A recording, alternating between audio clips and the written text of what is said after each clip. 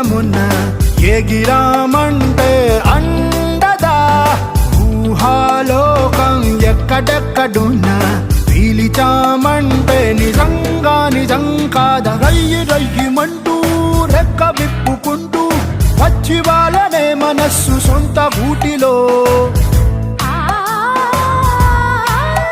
ఓ ఘల్లు ఘల్లు మంటూ గుండె జల్లు మంటూ